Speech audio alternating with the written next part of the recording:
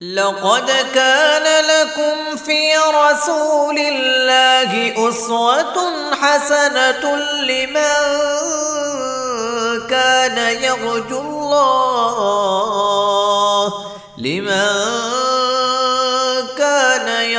الله واليوم الآخر وذكر الله كثيرا. نحمده ونصلي على رسول الکریم. اما بعد. صحیح البخاری کتاب الغسل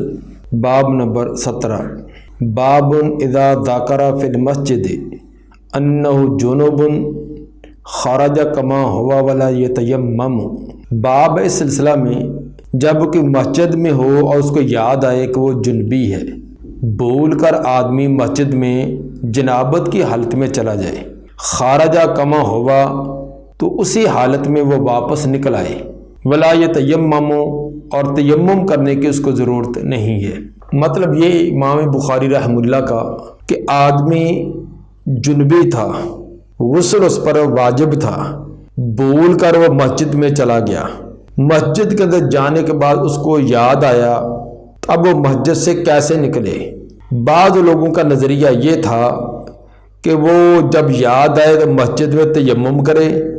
جب تیمم کرے گا تو تیمم وضو کے قائم کام ہو جائے گا اور تیمم غسل کے قائم کام بھی ہوتا ہے، تو گویا کہ اس کی جنابت والی کیفیت وقتی طور پر ختم ہو گئی. اب وہ مسجد سے باہر نکلے، کیونکہ جنابت کی حالت میں مسجد میں جانا، مسجد سے نکلنا، مسجد کو کراس کرنا یہ درست نہیں ہے. امام بخاری رحمہ اللہ اس کا رد کرنا چاہتے ہیں کہ یہ تیمم کرنے کی ضرورت نہیں ہے، بلکہ وہ اسی طرح ہی مسجد سے باہر نکلے. یہ سفیان ثوری، اسحاق میں راہوے اور بعض مالکیوں کا یہ نظریہ ہے، اور موالک کے نزدیک فی من نام فی المسجد، جو آدمی مسجد میں سویا ہو فاحتلم، اس کو احتلام ہو جائے، یتیمم قبل ان یخرج، تو وہ کہتے ہیں کہ نکلنے سے پہلے تیمم کرے. امام بخاری رحمہ اللہ نے ان کا رد کیا ہے کہ تیمم کرنے کی ضرورت نہیں ہے، وہ اسی طرح مسجد سے نکل سکتا ہے. اسی کی ایک شکل اور بھی ہے کہ ایک آدمی مسجد میں سویا ہوا ہے، تو سونے کے عادت میں اس کو احتلام وغیرہ ہو گیا ہے، اب وہ باہر کیسے نکلے؟ تو اس کا بھی وہی طریقہ کہ وہ باہر نکلے، اس کو تیمم کرنے کی ضرورت نہیں، یا کوئی کپڑا بچھا کر اس کے اوپر چلنے کی ضرورت نہیں ہے. جیسے کہ بعض لوگ ایسے تکلفات ڈال دیتے ہیں کہ وہ اپنا کپڑا یا اپنی چادر جو اتار کر زمین پر بچھائے، اس کے اوپر چلے، جب اینڈ پر جائے تو پیچھے والا لپیٹ کر پھر آگے کرے، پھر ایسے چلے. تو یہ ان چیزوں کی ضرورت نہیں. تو آمدن، جان بوجھ کر اور قصدن اختیاری صورت میں یہ تمام چیزوں کی ممانعت ہے. اگرچہ انسان کا قصد ہی نہیں، کوئی اختیار ہی نہیں، تو وہ صاف ظاہر ہے کہ اس میں وہ اسی حالت میں واپس آئے گا. یہ امام بخاری رحمہ اللہ ثابت کرنا چاہتے ہیں کہ باب اذا ذکر فی المسجد انہ جنب، باب جب یاد آئے آدمی کو مسجد کے اندر کوئی جنبی ہے، خارجہ کما ہوا، جس حالت میں تھا اسی حالت میں فوراً نکل آئے، ولا یتیمم اور تیمم کرنے کی ضرورت نہیں. حدیث نمبر 275. قال حدثنا عبداللہ ابن محمد قال حدثنا عثمان بن عمر قال اخبرنا یونس عن الزہری عن ابی سلمہ عن ابی ہریرہ قال اقیمت الصلاۃ وعدلت الصفوف قیاما. سیدنا ابو ہریرہ رضی اللہ تعالیٰ عنہ فرماتے ہیں کہ اقیمت الصلاۃ، نماز کی اقامت ہوگی، تکبیر ہوگی، وعدلت الصفوف قیاما، اور کھڑے ہو کر صفیں برابر کر دی گئی، لوگ کھڑے ہوئے صفوں کا پر بالکل برابر کر دیا. فخارج الینا رسول اللہ صلی اللہ علیہ وسلم، رسول صلی اللہ علیہ وسلم ہماری طرف نکل کر آئے. تو اگر امام نے اپنے مؤذن کو یہ بتلایا ہوا ہے کہ فلاں وقت تکبیر آپ نے کہہ دینی، مثلا میں گھر سے نکلوں تو اسی وقت آپ تکبیر کہہ دیں، تو یہ امام اور مؤذن کا آپس کے اندر یہ طے شدہ کی بات ہوتی ہے، کوئی علامت، کوئی شناخت. مثلا آج کل مسجدوں کے اندر جو اس طرح کی کلاک ہیں، اس کے اندر کہ ٹیونک ہے، کوئی قد قامت الصلاۃ کے الفاظ ہیں یا کوئی اور الفاظ ہیں، تو امام صاحب نے کہا کہ جب یہ ہو جائے تو آپ تکبیر کہہ دیں، میں اس وقت فوراً نکل کر آ جاؤں گا۔ تو اسی طرح جو مؤذن تھے حضرت بلال رضی اللہ تعالیٰ عنہ، ان کی نظر آپ کے حجرہ کے دروازے کی طرف ہوتی تھی، باقی لوگ اپنے ذکر فکر میں بیٹھے ہوتے تھے، تو جب آپ گھر سے نکلتے تو وہ فوراً تکبیر کہہ دیتے، اور تکبیر ہوتے ہی تمام لوگ اپنے صفوں کو درست کر لیتے، اتنے کے اندر آپ بھی مصلی پر جائے نماز پر پہنچ جاتے۔ فلما قام فی مصلاہ، جب آپ اپنے جائے نماز مصلی والی جگہ پر کھڑے ہوئے، ذاکر انہ جنبن، تو آپ کو یاد آیا کہ بے شک آپ جنبی ہیں، آپ کو جنابت کی کیفیت یاد آ گئی۔ فقال لنا، آپ نے ہمیں فرمایا کہ مکانکم، اپنی جگہ لازم کرو۔ مکانکم یہ فعل محذوف کا مفعول ہوگا، یعنی الزموا مکانکم، اپنی جگہ لازم کرو، اسی طرح ٹھہرے رہو۔ ثم راجع فاغتسل، پھر آپ واپس لوٹے اور غسل کیا، آپ وہاں سے واپس گھر کی طرف لوٹے، غسل کیا۔ ثم خرج الینا، پھر ہماری طرف نکل کر آئے، گھر میں جا کر غسل کیا، غسل کرنے کے بعد واپس آئے۔ ورأسہ یقطر، اور آپ کا سر قطرے گرا رہا تھا، سر سے پانی کے قطرے گر رہے تھے، یعنی نہا کر تازہ تازہ جلدی اس میں آپ آئے۔ فکبر، آپ نے تکبیر کہی۔ فصلینا معہ، تو ہم نے آپ کے ساتھ نماز پڑھی۔ یہ روایت امام بخاری رحمہ اللہ آگے 2 مرتبہ اور بھی لائی ہیں، یعنی 3 مرتبہ یہ صحیح بخاری کے اندر روایت آئی ہے، حدیث نمبر 639 میں بھی اور حدیث نمبر 640 میں بھی۔ تابعہ، جس طرح اوپر راوی عثمان بن عمر نے یہ روایت بیان کی ہے، اتباع کی ان کی عبدالعالی نے، عبدالعالی بھی اسی طرح بیان کرتے ہیں، لیکن وہ عن معمر عن زہری بیان کرتے ہیں۔ عثمان بن عمر نے یہ روایت یونس سے بیان کی ہے، یونس امام زہری سے بیان کرتے ہیں، لیکن اس کے توابع میں عبدالعالی وہ معمر سے بیان کرتے اور معمر زہری سے۔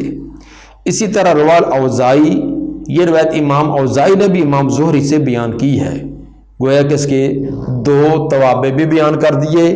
اور مزید یہ بھی بتلا دیا کہ یہ صحیح بخاری کے اندر 2 جگہ اور بھی آتی ہے۔ حدیث کا مطلب یہ ہے کہ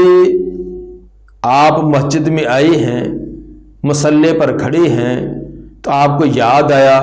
کہ آپ نے غسل کرنا ہے، تو آپ نے کہا کہ تم اسی طرح حالت میں کھڑے رہو، تو آپ واپس گئے، جا کر غسل کیا، غسل کر کے واپس آئے ہیں۔ تو ثابت ہوا کہ آپ نے اس دوران تیمم نہیں کیا، مسجد سے اسی طرح آپ واپس نکلے ہیں اور تیمم نہیں کیا۔ اگر تیمم کیا ہوتا تو اس کا تذکرہ ضرور کیا جاتا، کیونکہ یہ موقع تھا اس چیز کی وضاحت کا، کیونکہ صحابہ کرام نبی صلی اللہ علیہ وسلم کے اقوال و افعال کو صرف ایک واقعے اور قصے کے طور پر بیان نہیں کرتے تھے، بلکہ وہ اس سے کسی مسئلے کا استنباط، کسی مسئلے کی وضاحت، کسی شرعی حکم کی وضاحت کے لیے بیان کرتے تھے۔ تو یہ واقعہ انہوں نے بیان ہی اس لیے کیا کہ آپ کو جب یاد آیا ہے تو آپ اسی طرح گھر کی طرف تشریف لے گئے ہیں، تو اس کے تیمم کا تذکرہ نہیں۔ اگر آپ نے تیمم کیا ہوتا تو اس واقعے کے اندر یہ ایک اہم چیز تھی، اس کا صحابہ کرام ضرور تذکرہ کرتے۔ اور اسی طرح نہ ہی آپ نے کوئی نیچے چٹائی بچھانے اور کوئی کپڑا بچھانے کے لیے کہا کہ بھی میں اس کے اوپر چل کر آگے جاؤں، تو یہ تکلفات کرنے کی ضرورت نہیں ہے، تو بلکہ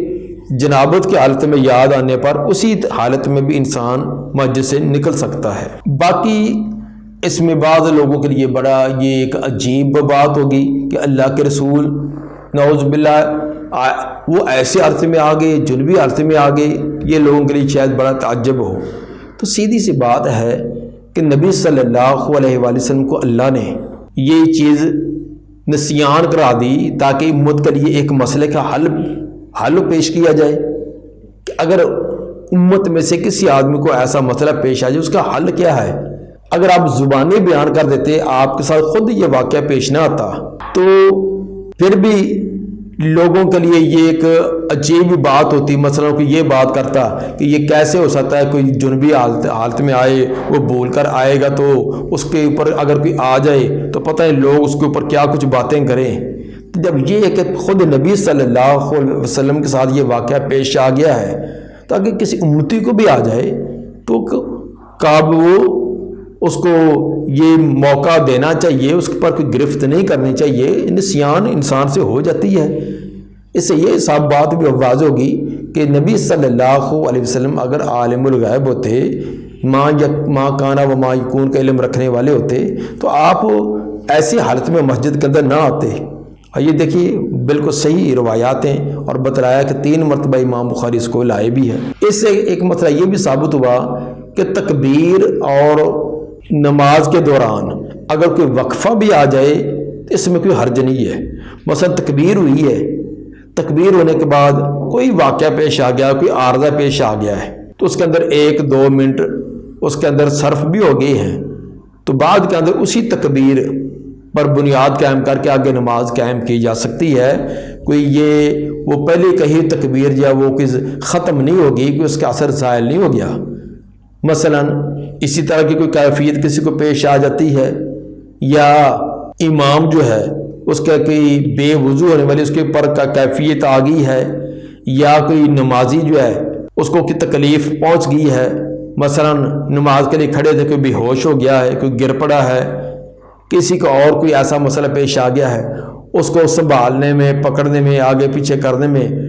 1-2 منٹ لگ بھی جائیں تو اس میں کوئی حرج نہیں ہے، دوبارہ نئے سر سے تکبیر کہنے کی ضرورت نہیں ہے۔ اور اس طرح امام کو کوئی عارضہ پیش آ جائے تو مقتدیوں کو صبر سے، حوصلے سے انتظار کرنا چاہیے، ادھم نہیں مچانا چاہیے کہ یہ کر دو، فلاں کر دو، کسی اور کو آگے کر دو، نہیں۔ امام کا یہ حق ہے، اس کا عزت احترام ہے، اس کا ایک مقام ہے۔ اگر کسی عارضے کی وجہ سے امام گیا ہے تو بڑی حوصلے کے ساتھ انتظار کریں امام کو کہ 2, 4, 5 منٹ اس میں لگیں بھی تو اس میں کوئی حرج نہیں ہے۔ اگر امام نہیں ہے تو ٹھیک، وہ مقرر کر کے گیا تو یا کسی کہہ کر گیا تو اس کو کسی اور کی امام بنا لیں۔ اگر امام صاحب بیٹھے ہیں، موجود ہیں، کسی علت کی وجہ سے وہ 1 منٹ انتظار کر رہے ہیں، مثلا لوگ سنتیں ادا کر رہے ہیں، 1-2 سنتیں ادا کریں تو امام صاحب دیکھ رہے ہیں، کیونکہ امام صاحب کی یہ ذمہ داری ہے، تو وہ 1-آدھا منٹ لیٹ بھی کر لیں تو یہ اس میں کوئی قیامت نہیں آ جاتی، جو ہماری مسجدوں کا دیکھے غلط طریقہ ہے کہ سوئی پر سوئی چڑھتی ہے تو تمام کھڑے بھی ہو جاتے ہیں۔ جب تک امام نہیں آ رہا، امام جماعت کرانے کے لیے آئے تو اس وقت کھڑے ہونا چاہیے، پہلے کھڑے ہونا یہ مقتدیوں کے لیے درست نہیں ہے۔ تو امام کے اختیارات ہوتے ہیں۔ اسی طرح امام کو وضو کرنے کی ضرورت پیش آئی ہے، کوئی اور عارضہ ہو گیا ہے، اس میں 2 منٹ کے لیے، 3 منٹ کے لیے وہ دائیں بائیں چلے گئے ہیں، تو اس میں کوئی انتظار کرنے میں کوئی قباحت نہیں ہے، اس کا انتظار کرنا چاہیے۔ اسی طرح ایک صورت تو یہ ہے کہ مسجد کے اندر آدمی پہنچ گیا تھا یا سویا ہوا تھا، اس کو احتلام ہو گیا تو مسجد سے فوراً نکلے، تیمم کرنے کی ضرورت نہیں ہے۔ لیکن اگر یہ صورت ہے کوئی مسجد سے نکل نہیں سکتا، مثلا سخت سردی ہے اور پانی کا مسجد کے ایریے کے اندر کوئی انتظام نہیں ہے، تو اب وہ مسجد سے نکل کر باہر کہیں اور جا کر وہ ٹھہر بھی نہیں سکتا، مسجد کی چھت کے علاوہ کوئی اور جگہ نہیں، مسجد کے اندر اس کا بسترا وغیرہ لگا ہوا تھا،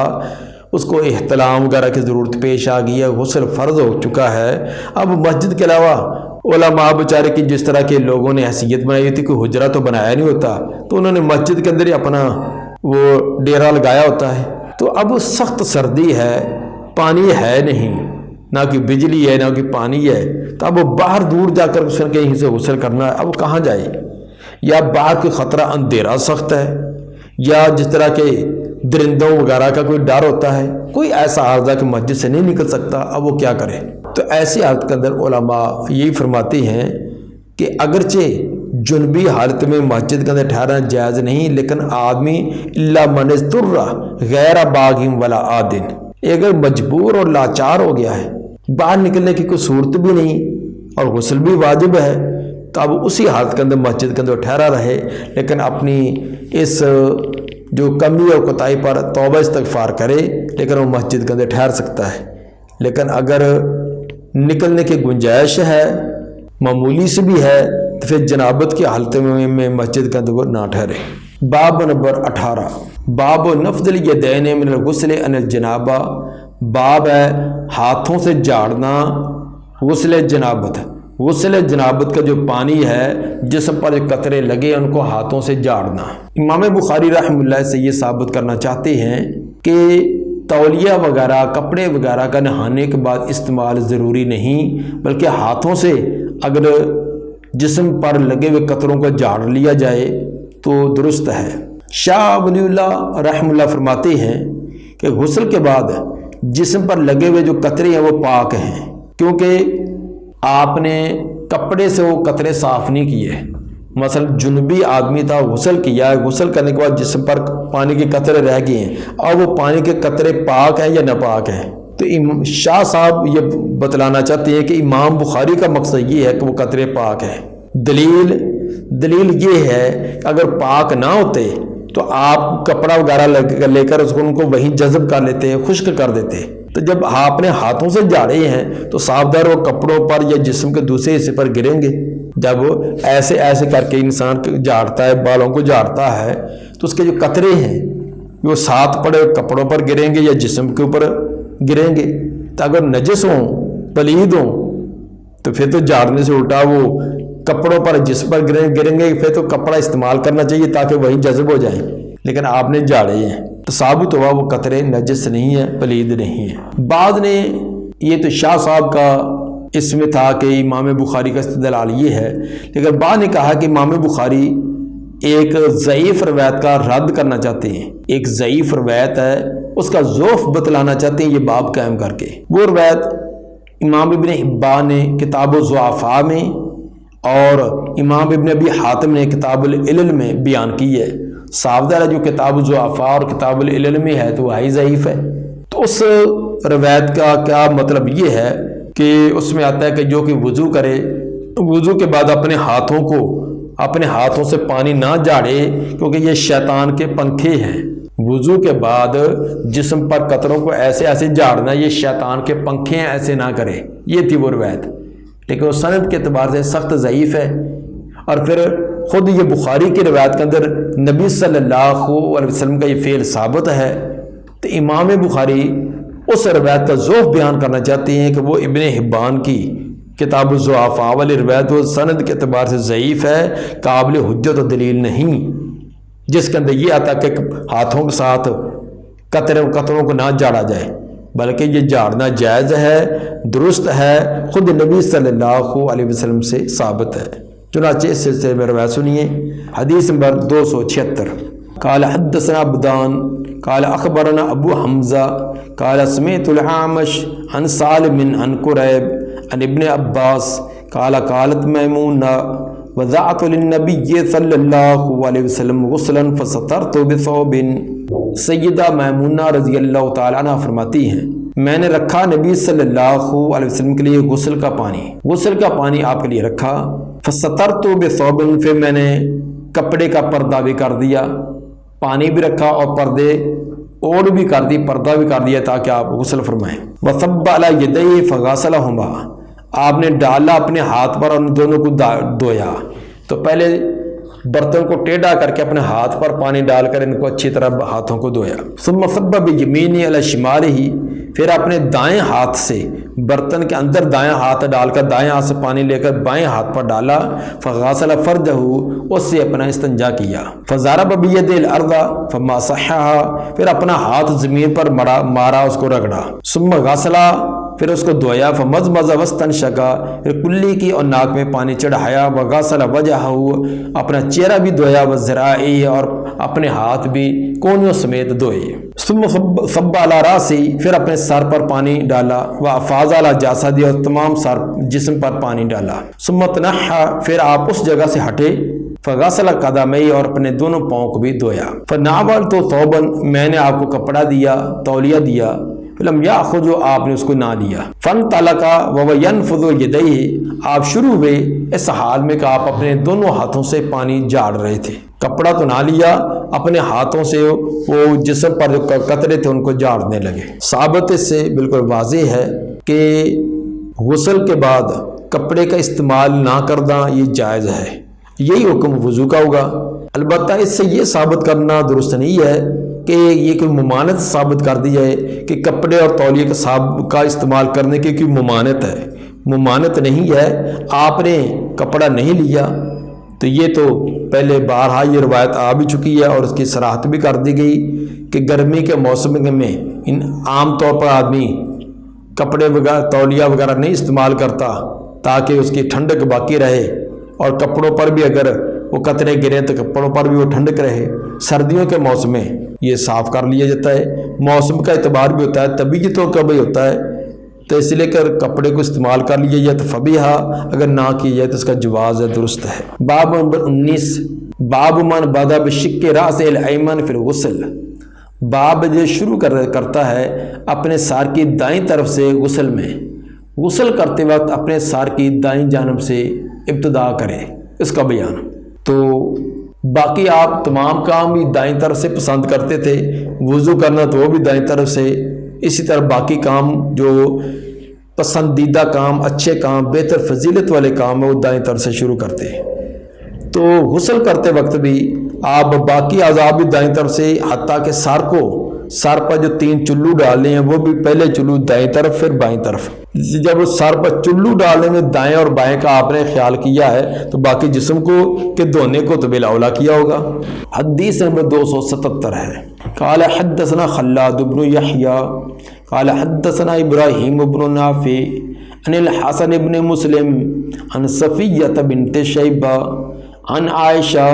قالت كنا اذا اصاب احدانا الجنابہ، سیدہ عائشہ رضی اللہ تعالیٰ عنہ فرماتی ہیں ہم میں سے جب کسی ایک کو جنابت پہنچتی، یعنی جنابت والی کیفیت اس پر طاری ہو جاتی، اخذت بیدیہا ثلاثا، تو وہ لیتی اپنے ہاتھ کے ساتھ 3 مرتبہ۔ کس چیز کو لیتی تھی؟ اس سے مراد پانی ہے، جس طرح کہ اسماعیلی کی روایت میں اس کی وضاحت بھی ہے کہ وہ پانی کو اپنے ہاتھ میں لیتی وہ اپنے ہاتھوں میں، بیدیہا دونوں ہاتھوں میں، اور کریمہ کے نسخے کے اندر بیدیہا واحد کا لفظ ہے کہ ایک ہاتھ میں، تو بہرحال وہ اپنے ہاتھوں میں 3 مرتبہ پانی لیتی، فوق راسہا، اور اس کو اپنے سر کے اوپر کرتی۔ وہ 3 مرتبہ جو سر پر پانی ہے اس کی کیفیت کیا ہوتی؟ ثم تأخذ بیدیہا علی شق الایمن، پھر وہ لیتی اس کو اپنے سر کی دائیں طرف کو، یعنی سر کی دائیں طرف سے ابتدا کرتی، اور بیدیہا الاخری،